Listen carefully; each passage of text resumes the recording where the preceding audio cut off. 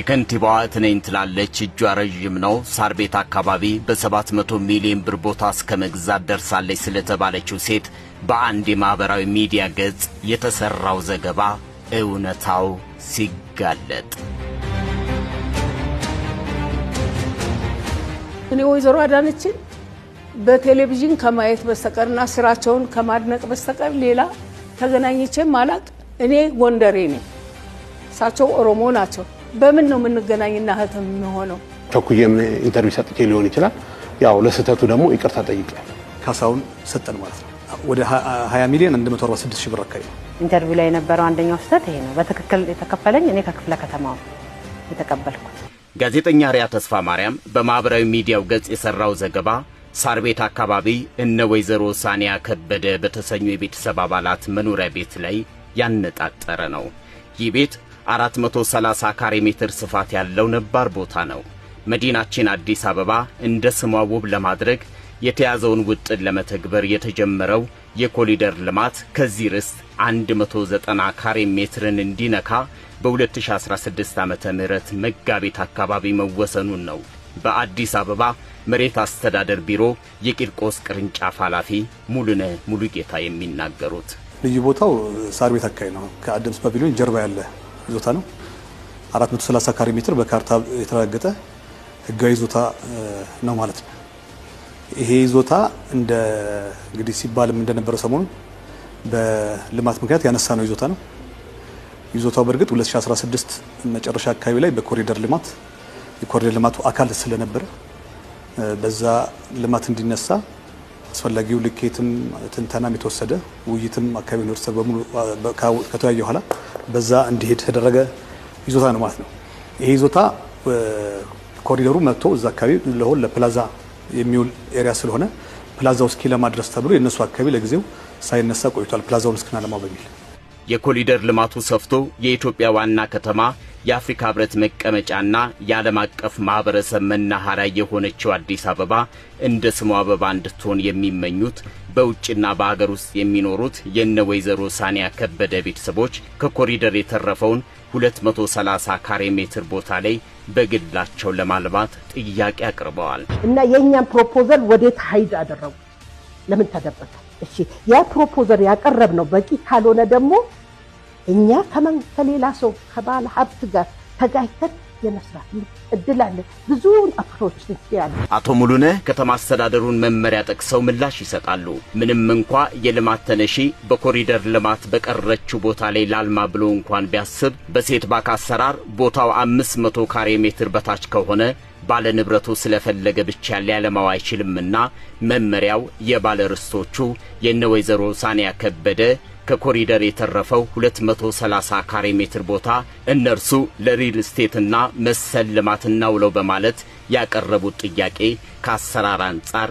ተቀባይነት እንደሌለው ያነሳሉ 2016 መጨረሻ ላይ ቅድመ ማልማት ሊፈቀድልን ይገባል ብለው ጥያቄ አቅርበው ነበር ለከተማው ድረስ ሄደው ማለት ነው ፕላን ስምምነት ሰጠንና እኛ ስላለን ፕላን ልንሰራ እንፈልጋለን በሚል እነሳኒያ ጥያቄ አቅርበዋል በወቅቱ ሲቀርብም የከተማው ግንባታ ፍቃድ እና ቁጥር ባለስልጣን ቦታው የኮሪደር ቦታ ስለሆነ ከ500 ካሬ ሜትር በታች ማልማት አትችሉም የሚል ምላሽም ሰጥቷል ከዛን ጊዜ ጀምሮ ነው እንደዚህ ተንከባለለ የመጣው ማለት ነው አሁን እኛ ስናየው ደግሞ 430 ህጋዊ ካርታ አለው ነገር ግን ፕላዛ ያረፈበት ነው አሁን ቀጥሎ የሚለማ ኤሪያ ነው ከዛ ውስጥ ከነሱ ከፕላዛው የምትቀረዋን ሜትር ካሬ ሜትር የማቻቻል እሷንና ከቀበሌ ቤቶች ከፈረሰው ተቻችሎ ነው ማለት ነው የ390 ካሬ ሜትሩ የዚህ አካል እንዲሆን የተደረገው ማለት ነውና አጠቃላይ ያለው ነገር ይሄ ነው እንጂ ለግለሰቦች የመስጠት እንደዚህ አይነት ስራም በፍጹም አልተሰራም ማለት ነው ይህንን የከተማውን የኮሪደር ልማት ተከትሎ የተተገበረውን አሰራር ጠይቆ መረዳት እየተቻለ የነ ወይዘሮ ሳኒያ ቤተሰብ አባላት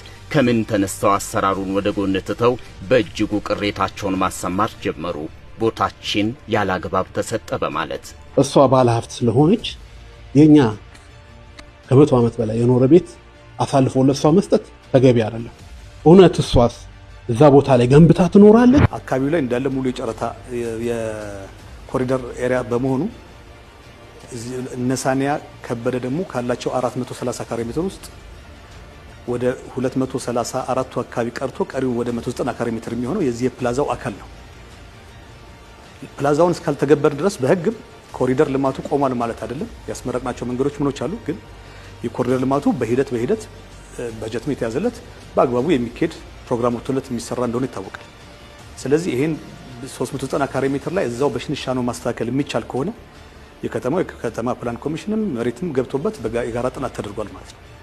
ሲደረግ ይሄን 390 ካሬ ሜትር እዚህ ከጀርባቸው አሁን ከነ ሳኒያ ጀርባ ያለ የፈረሱ የቀበሌ ቤቶችን 156 አካባቢ ካሬ ሜትር እና ከነ ሳኒያ ደግሞ 234 ካሬ ሜትር አንድ ላይ ተደርጎ ኦልሬዲ ራሱን ችሎ የማይለማ ስለሆነ 390 ካሬ ሜትሩ የጨረታው እዚህ ላይ እንዲካካስ ተደርጓል ማለት ነው።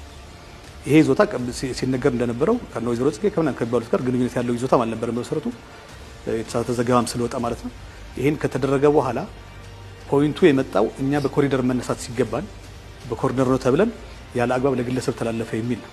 ይሄ በጣም በጥንቃቄ የተሰራ ህግና ህግን ብቻ ማዕከል አድርጎ የተሰራ ስራ ነው። ላምባሉ አለበት ኩበት ለቀማ እንዲሉ አንድ ቀን እንኳ ተያይተው ተደዋውለው የማያውቁት ወይዘሮ ጽጌ በየነ ጋዜጠኛ አርያ በሰራው ዘገባ ላይ ግለሰቧ ከከንቲባ አዳነች ጋር እህት ናቸው ይባላል፣ እጃቸው ረጅም ነው ተብሎም ይነገራል የተባሉት ሴት ለመሆኑ ማን ናቸው? እኔ ስሜ ጽጌ በየነ ይባላለሁ። የመጣሁት ከካናዳ ነው። ልጆችን ይዤ ከ25 ዓመት በፊት ነበር የወጣው። ከዛ ልጆች ተምረው አድገው እዚህ ሀገራቸው ላይ እንዲያለሙ በተቻለ መጠን የእናትነት እንትኔን እያስረዳው ኢትዮጵያዊነታችን ሀገራችን ላይ ቢሆን እንደሚቻል ሁሉ ነገር እዛም ቢዝነስ ነበረኝ ሰራ ነበር ካናዳ ቶሮንቶ ውስጥ። ግን ምንም እንዳገር የሚሆን ነገር የለም። ሀገር ላይ ሲሆን አይቻለሁ። አፍሪካ ሀገርም ሄጄ ለማልማት አይቻቸዋለሁ። እነጋናን ሁሉንም ሀገር አይቼ ግን ኢትዮጵያን የሚመስል ነገር የለም። ስለዚህ አገሬ ላይ ቢሆን ይሻላል ብዬ ልጆችንም አሳምኜ ይዤ መጣሁ። ቱሉ ቦሎ ላይ ፋብሪካ ከፈትኩ፣ የሶፍት ፋብሪካ። አሁን ኃይለሉል እሱን ይሰራል። ይሄኛው ትንሹ ኢንቨስትመንት ላይ እዚህ አፓርትመንቶች ምኖች ለመስራት ቦታ በማመቻቸት ላይ ነው ያለው። ይሄ ነው እንትኔ። በቃ ስራ ነው መሰራ። ወይዘሮ ጽጌ ማለት አሁን እየጠቀስ ነው ወይንም ከነ ወይዘሮ ሳኒያ ከበደ ከምንላቸው አጠገብ ወደ 3319 ካሬ ሜትር ሲቲ ፕላስ ትሬዲንግ የሚባል ድርጅት መሬት ያላቸው ግለሰብ ናቸው። ሲቲ ፕላስ ትሬዲንግ ደግሞ እዛው ሰሞኑን ሚዲያ ላይ በግል ሚዲያ ላይ ሲቀረጽ የነበረው የነ ሳኒያ ከበደ አይደለም። አሳሳች የሆነ መልእክት ስለተላለፈ እንጂ ሲቲ ፕላስ ብለን የምንለው በአስፋልት በኩል የሚታየው ይዞታ ነው ሲቀረጽ የነበረው። አቢዩዝ ተደረገ እየተባለ ማለት ነው። ይሄ ከዚህ አጠገብ ደግሞ ይሄ 390 ካሬ ሜትሩ በጨረታ የተገዛውም ከዚሁ ሲቲ ፕላስ ከምንለው ወደ አስፋልት የጠጋ ይዞታ ነው። ይሄ በኮሪደር ልማት ሲወሰድ ልክ ወደ ሳኒያ ጋር ይሄንን ከፕላን ተቃርኖ ስላለበት ይሄ የማቻቻል ስራ ሲሰራ የመጣ ጉዳይ ነው። ይሄን ግን ዝምድና ስላላቸው የሲቲ ፕላስ እና ወይዘሮ ጽጌና ይሄን የወሰደው እና የተጫረተው ግለሰብ አቶ ነብዩ ዳውድ የሚባል ግለሰብ ነው። ለአቶ ነብዩ ዳውድ ማካካሻ ነው ከፕላን ተቃርኖ ውጭ ያለችውን የነ ወይዘሮ ሳኒያን የተወሰደ። እነዚህ ሶስቱም የተያያዙ መሬቶች ናቸው። 3300 የሲቲ ፕላስ፣ ወደ ፍሮንት ስንሄድ ደግሞ 390 ጨረታ ያወጣ ነው። በቀኝ በኩል ስንመጣ ደግሞ የነ ወይዘሮ ሳኒያ የነ ሳኒያ ከበደ ይዞታ አለን። ኮታ ገጠማቸው ሶስቱ። ስለዚህ ፊት ለፊት ያለው 390 ካሬ የምትችለው እዚህ የፕላን ተቃርኖ ያለበት ጋር የማቻቻል ስራ ነው የተሰራው ከሲቲ ፕላስ ጋር ተያይዞ ማለት ነው። ስለዚህ በዚህ በፍሮንት ላይ የነበረው ወደ አንድ ሳይድ እንዲደረግ ተደረገ ማለት ነው። ይሄንን ጉዳይ ግን አልፎ አልፎ እነ ወይዘሮ ጽጌ ይከታተሉታል። በጋራ እናለማለን በሚል ክትትል ይደረጋል። 3500 ምናምን ካሬውን በፊት ነው የገዛሁት። 5 ዓመት ይሆነዋል። ከዛ በኋላ ከፊት ለፊቱ ደግሞ የመንግስት ቦታ ነበረ። መሬት ባንክ የገባ ጨረታ ወጣ። ጨረታ ሲወጣ ጨረታውን በግድ እኔ ማሸነፍ ነበረብኝ። ለምን ከፊት ለፊት የሚችን ትንሽ መሬት ገዝተው እዛ ላይ እንትን ከሰሩብኝ የኔ መሬት ከኋላ ሊገባ ነው።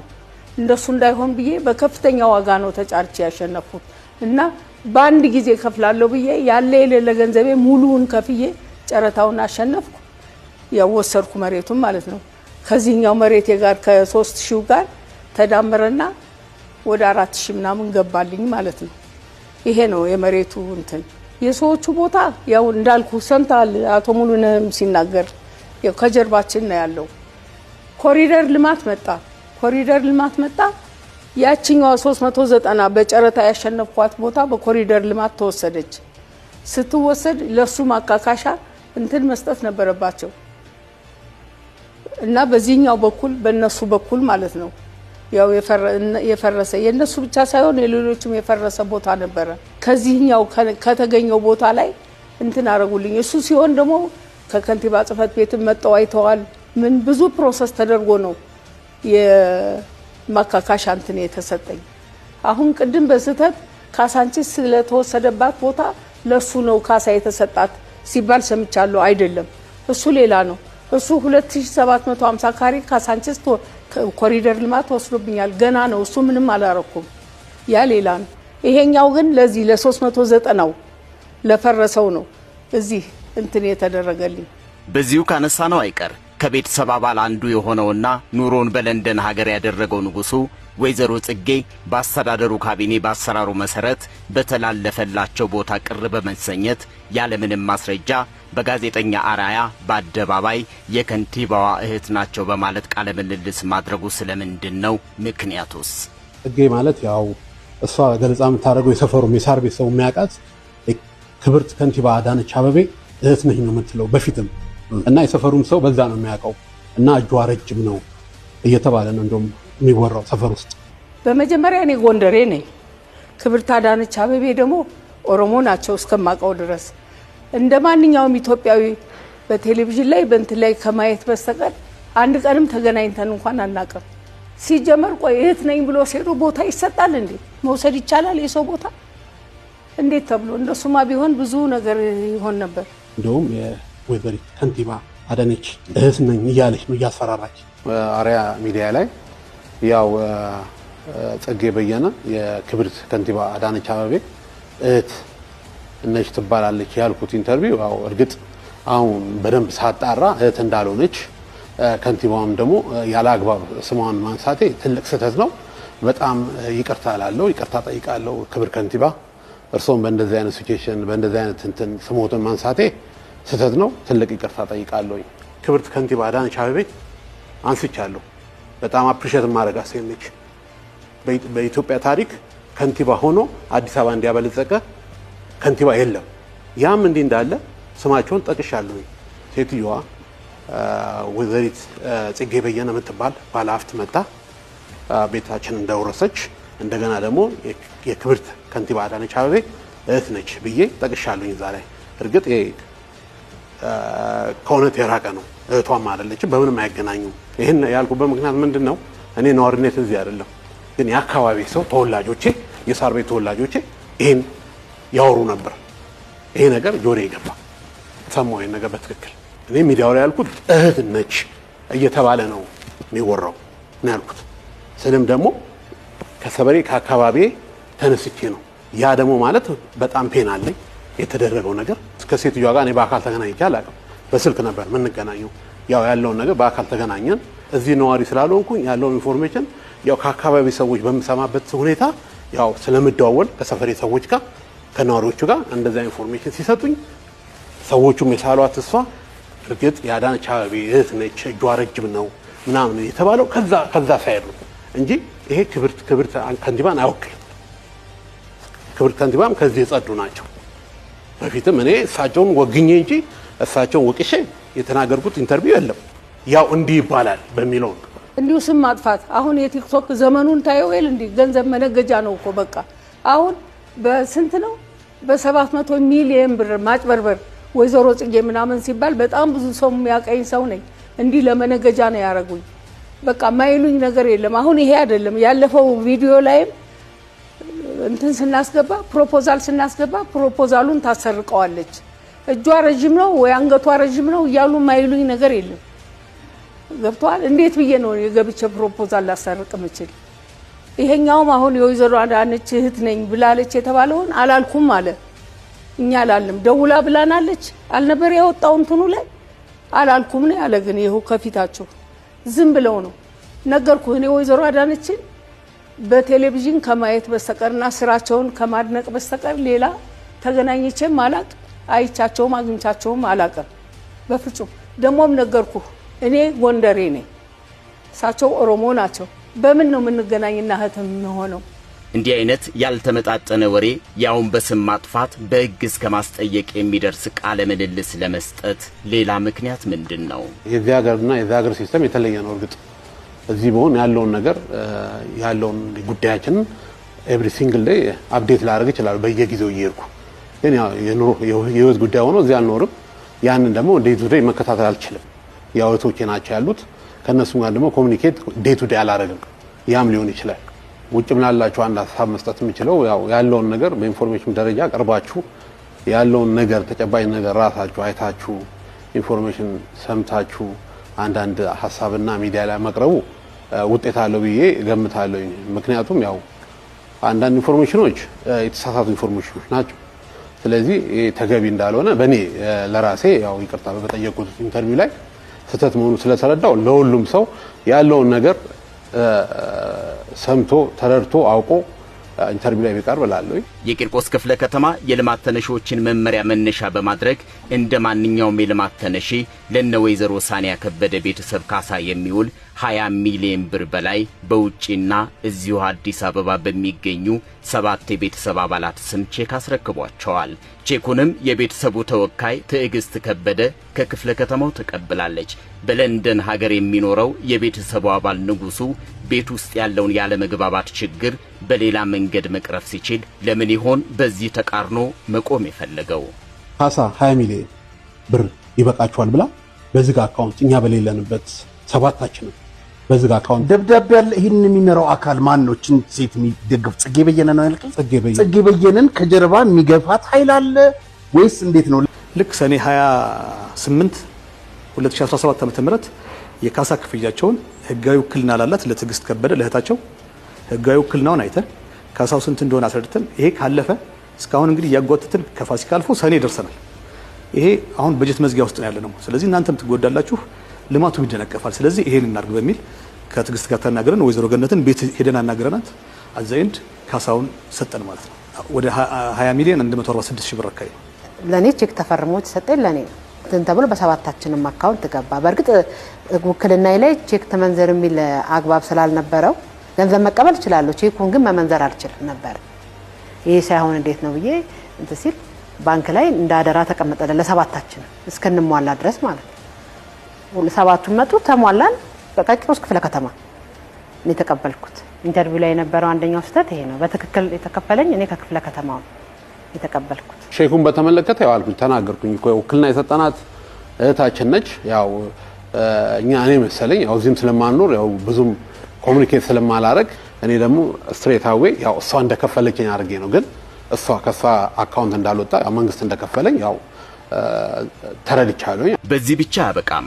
አስተዳደሩ ለልማት ተነሺዎች ከሰጠው ካሳ በተጨማሪ የምትክ ቦታ አሰራርን በጠበቀ መልኩ በለሚኩራ ክፍለ ከተማ አያት 49 አካባቢ የአይን ማረፊያ የሆነ የተንጣለለ 400 ካሬ ሜትር ቦታ እንደተሰጣቸው የክፍለ ከተማው መረጃ ያሳያል።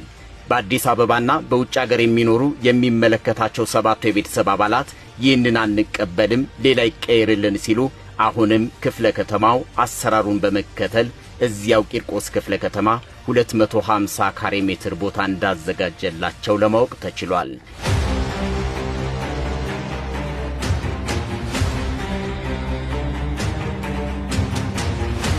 የሁሉ አሰራሩን ጠብቆ በሄደበት ሁኔታ የቤተሰቡ አባላት በድንገት ነው ቤታችን የፈረሰብን የሚሉት በእውኑ ትክክል ነውን? እስኪ በማስረጃ አስደግፈን እንንገራቸው። ምትክ ቦታ ቶሎ እንዲያልቅላቸው ከዚህ ተነስተን ወዴት ነው የምንሄደው ሲሉ እሱ ምንም ችግር የለም በሚል መጋቢት 18 ነው ይላክላቸው 2017 የሚገባቸው አጠቃላይ 430 አለ። ከዛ በእዝላችን መሰረት የሚገባቸውን ጠቅሰን አርገን ሙሉ በሙሉ አስረክበን ወደ ቢሮ ላክናቸው ማለት ነው። ይሄን ምትክ ቦታ ፕሮሰስ እንዲደረግ ወዲያውኑ የልማት ተነሽ መሆኑን እውነቱን ለመናገር የልማት ተነሾች እንደዚህ ጤና መታወክ ሌሎች ችግሮች አለባቸው ቅድሚያ የሚሰጥበት አሰራር ስላለን ቢሮም ኢሚዲየትሊ ይሄንን የማድረግ ስራ ሰርቶ ቦታዎች መድቦ ሊያሳይቸው ይችላል። ይሄ ሁሉ ሲደረግ እንዳልኩት ትዕግስትና ወይዘሮ ገነት ናቸው የሚኖሩት። አብዛኛው ስራ የምትከታተለው ትዕግስት ናት። ቢሮ የሚሄደች የሚቸግራትን እኛም ጋር እየመጣች ትነግረናለች፣ እንደዋወላለን። እንደዘን አድርገን ምትክ ቦታውን ቦታ የማሳየት ስራ ተጀመረ በእኛ ቢሮ ቅድሚያ ተሰጥቶ። ይሄ በሚደረግበት ሰዓት ያው ከመሀል ከሳር ቤት ተነስተን እዛ ለምን እንሄዳለን በሚል ቅሬታ አንዳንድ ግፊትም እንዳለ የምንረዳው ነገር ሆኖ ብቻ ሊወስዱ አልቻሉ። ተዘጋጀ። እነሱም ሚዲያ ላይ ሲገልጹ እንደነበሩት ምትክ ቦታው አዘጋጀን፣ ይሄ ውሰዱ በህግ መንገድ አልናቸው። ተዘጋጀ፣ በቢሮም ጸደቀ። ይሄን ሳይወስዱ ቀሩ ማለት ነው። መጥተው አዋይቶናል፣ ተወያየም፣ ጊዜም ተሰጥቶናል። ያው ጊዜው ወስደንበታል። እሱንም ብዙ እንዳስወቀስ ነው አቃለው። እኛም የአርያ ተስፋ ማርያምን ዘገባ መነሻ በማድረግ በስፍራው ተገኝተን ባደረግነው ማጣራት ካገኘናቸው ሀቆች አንጻር ሌላው መነሳት ያለበት ዘጋቢው ከቅሬታ አቅራቢው ጋር ሆኖ ይዞታችን ይሄ ነው ብለው የሚጠቋቆሙበት ቤት የቅሬታ አቅራቢው ሳይሆን ወይዘሮ ጽጌ በየነ ከዓመታት በፊት የያዙት ከ3000 የሚልቅ ካሬ ሜትር ይዞታ ነው።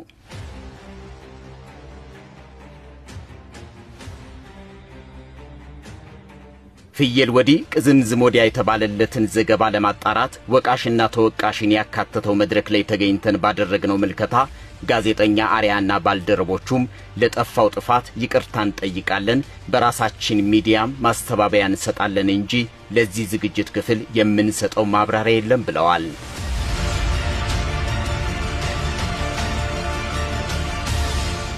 ግን ለምን የጋዜጠኝነት ዘውጉ ጋዜጠኛ የበደለውን የተበደለውንም ሲቆጭ ሲያነባ አብሮ መቆጨትና ማንባት ሚዛናዊነቱን ስለሚጎዳው ከእውነት ጎን በመቆም የሚመለከታቸው የመንግስትና የግል አካላትን ማነጋገር ለምን አልተቻለም? የመጀመሪያው ዘገባ ላይ የቀረቡ ሁለት ወንድሞች እና አንድ እህት ሶስቱም ከውጭ መጡ ነበሩ። ወቅቱ ዘገባውን ሰናየው ከኔ ጋር ሁለት ጊዜ ውይይት ያደርጉ ናቸው። በዛ ላይ ሁለት ጊዜ ውይይት ሲያደርጉ እነ ትግስትም እነ ወይዘሮ ገነቱን ባለበት ነው ያወያዩዋቸው። ተወያይተን የነበረን መግባባትና እዛ ሚዲያ ላይ የቀረበው ነገር ትንሽ አስደንጋጭ ስለነበረ ሚዛኑን በጣም የሳተ ስለነበረ እኛን ይሄን ልናረም የሚገባው ኤቲክሱን የማይጠብቅ አይደለም የጋዜጠኝነት በሚል ኮሙኒኬት ለማድረግ ሞክረናል። እኛ ዩቲዩብ ላይ በተለቀቁ ስልኮችም ኢቭን ለማግኘትም ጭምር ማለት ነው ለማግኘት ሞክረን ቶታሊ ስልኮችም አይሰሩ፣ ሁለተኛውም ላይ የተለቀቁት ስልኮች አይሰሩ። በመሰረቱ እንዴት ምን ማለት ነው? ከዛ እውነቱን ለመናገር ምንድነው የበደልናችሁ ብለን ደውለናል። እኛ እዛ ላይ የተደረገው ነገር እኛ የልማት ተነሾቻችን በዳይ ሆነን መቅረቡ መንግስት እንደዛ እኔ ዞሮ መንግስት ነው የተቀመጥኩት በጣም አንፌር ነው ብለን ኮሙኒኬት አድርገናል። የት ጋር ነው ሚስ ያደረግነው በሚል ማለት ምክንያቱም በሁሉ የቀረቡት በሙሉ በጣም ትክክል ያልሆኑ ስለነበሩ ማለት ነው። ስለዚህ ዘገባውን እንዲያስተካክሉ ለማድረግ አፕሮች ለማድረግ ጥረን ባይሳካልንም እነሱ ደግሞ እንዳልከው ይቅርታውን ቢጠይቁ በወቅቱ ግን ያበላሹት ነገር ደግሞ ቀላል ነገር አይደለም። ይሄ ለህዝቡ የሚያስተላልፈው በጣም ብዙ መልእክት አለ። ሲሰጡ የነበሩ ኮሜንቶችንም ካያችሁ በዛ ደረጃ ይሄ ባላንስ ያደርግ አይደለም። ለምን ክፍለ ከተማው አይጠየቅም? ክፍለ ከተማው ተአማኒነት ከሌለው ቢሮም ሌላውንም በዛ መልኩ አድሬስ ማድረግ ይቻል ነበርና ይሄ አለመደረጉ ትክክል አይደለም። ከዛ በኋላ ግን ኮሙኒኬት አድርገናል። ከዛ በኋላ ሲመጡም በትክክል አስተናግደን የላክናቸው የሚጠይቁትን ጥያቄዎችም ከዛ በኋላ የመጡትን ቦታ ጥያቄው ምንም ሲመጣ መስተንግዷቸው ለኛ እንደዛው ነው። እኛ የልማት ተነሺ እንደ ልማት ተነሺ ፕሮፐርሊ ትናገራለን። እዛ በመሄዳቸው የመጣ ያደረግነው ነገርም የለም። ሚዲያውን የሰራውን አካል ግን ማስተካከል በወቅቱ ነበረበት። ባላንስ ለማድረግ እኛ ሞክረናል፣ ጥረናል፣ አልቻልንም። ያው ይቅርታ መጠየቁ አንድ ነገር ሆኖ ሳይበላሽ ይሄ መደረግ ነበረበት የሚል እምነት አለኝ። እንደገና ሁለተኛ ሲደገም ደግሞ የበለጠ በጣም ሾኪንግ ነው። የባሱ አሁን ይቅርታ ሲጠየቁ እንደሰማው ብዙ ሰው እውነት ነው ብሎ ከተቀበለ በኋላ እና በጣም ትክክል ያልሆነ ዘገባ መታለፉ ሮንግ ነው የሚል እምነት አለኝ። ከመጀመሪያው ዘገባ በኋላ ይሄን ዘገባ የሰሩትን አካላት ማግኘት ሲያቅተን አንድ የነገርናቸው ነገር ከውጭ የመጡና እዚህ ከኛ ጋር ኮሙኒኬት የሚያደርጉት ሁለቱ ወይዘሮ ገነትና ትግስት ተነጋገሩ የሚል ሀሳብ ነው የሰጧቸው። ምክንያቱም ምንም የማያውቁ ከኛ ጋር ኮሙኒኬሽን ቶታሊ የሌላቸው እንደመጡ ሁለት ጊዜ አንዱ በቤታቸው ተገኝቼ ነው ያወያየሁት። አመራሮችን ይዤ ወረዳ አመራሮችን፣ ዋና ስራ አስፈጻሚ ምክትሉን፣ የኛን ዳይሬክተር ይዤ ቤተሰቡ መጣ ሲባል ቤታቸው ይዤ ነው ያወያየኋቸው። ቀን ፍጠን ሲሉ ሁለተኛ የሰጧቸው በዛ አጋጣሚ ነው። በወቅቱ የነበረን መግባባትም በጣም ትልቅ ነበር ከንጉሱም ባሉበት ጭምር ማለት ነው። ክፍያ ይስተካከልን የሚል አንድ ጥያቄ ነበረ። እሱ ላይ የሰራናቸው ያደርግላቸው ስራዎች አሉ ህግን ጠብቀን ማለት ነው። ከዛ በኋላ ወደዚህ ስራ መመጣቱ እኛ ትክክል አይደለም። ይሄንን ለማድረግ ውይይት ስናደርግ ሂደን አወያይተን ነው የዞሮ ገነትን ችግር በረብ ተረድተን ነው እኛ እየገባን ስናወያይ ስናናግር እያንዳንዷን ነገር ስናስረዳ የነበረው ህግን ተከትለን ማለት ነው። ስለዚህ ፕሊዝ ኮሙኒኬት አድርጉ። አንለስ ግን ኢንቴንሽኑ ሌላ ነገር ነው። ይሄን ኢንተርፕሬት እናድርገው ብለን ካልን ወደ ብዙ ነገር የሚተረጎም ነው። ፊድባኮቹንም ማየት ይቻላል። ይሄ ኮሜንት ለማግኘት ላይክ ለማግኘት ምናምን ከሆነ ደግሞ አገርን እያጠፋን አይደለም። በህግና በህግ የሚሰራበት ከተማ ውስጥ ነው ያለነው፣ አገር ውስጥ ነው ያለነው። የመሬት ልማት አስተዳደር ቢሮ ስራውን አዘምኖ አይደለም እንደዚህ በጣም የተጋነነ የሚመስል ነገር ኤኒ ኮሽታ አሁን ዲቴክት የምንደረግበት ሜካኒዝም የዘረጋ ተቋም ነው። ከአስከፈ የዘረዘርናቸው በማህበራዊ ሚዲያ የተሰራጨውን የተዛባ ዘገባ እውነታውንና አሰራሩን እማኝ አድርገን እያስመለከትን መረጃ ከፈለገ አያጣም ተብሎ የሚታመንበት ጋዜጠኛ አርያ ተስፋ ማርያም ቀን ከሌሊት ተደክሞ አዲስ አበባን እንደ ስሟ አበባ ለማድረግ የኢትዮጵያን ገጽታ ለመቀየር የተሰራውን የኮሪደር ስራ መመሪያ ባለማመን ሂደቱን ሙስና ነው በማለት ሰርቶታል። ይሄ ሙስና ምን ይመስላል? ጋዜጠኛ አርያ ይህንን እውነት የጋዜጠኝነትና ሙያውን ተጠቅሞ ይፋ ከማድረግ ይልቅ ዘገባውን ወደ አንድ ወገን እንዲያደላ ያደረገው ምክንያቱ ምን ይሆን?